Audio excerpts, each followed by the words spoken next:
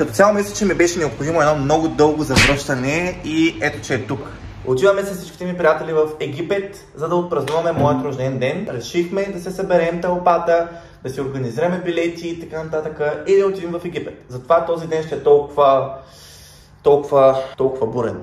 Утре сутринта в 4 часа ще тръгваме на летището и аз ще ви снимам всичко това, какво се е получило, така че останете с мен. Брозо и от нас в момента сме в приготвителен режим и се чакаме таксито, което се надяваме да е това, което е, защото...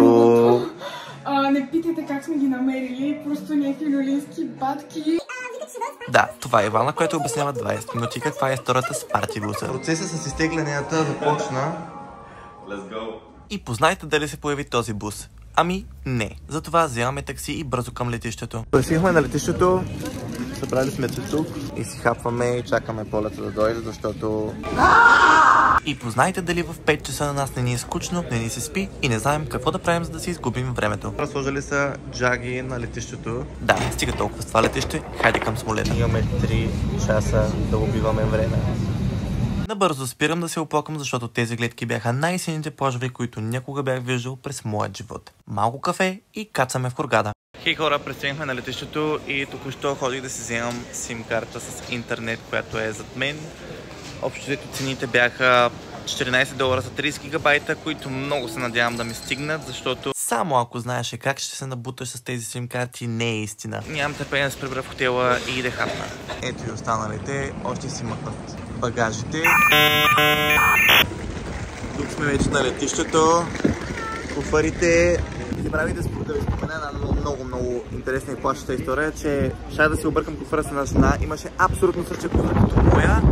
Шанса да се разменя куфара беше много голям. Продължаваме с автобуса, който е трансфер от летището до нашия хотел. След дълго очаквания трансфер, най-сетне сме в стаята и трябва да ви направя един рум тур преди да сме разхвърлили.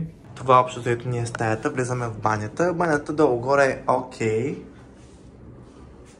Така. Куфарите, ето. Miss World България. Ето я. Като цяло всичко е доста египетско и на мен много ми харесва. Това е и гледката от самия хотел.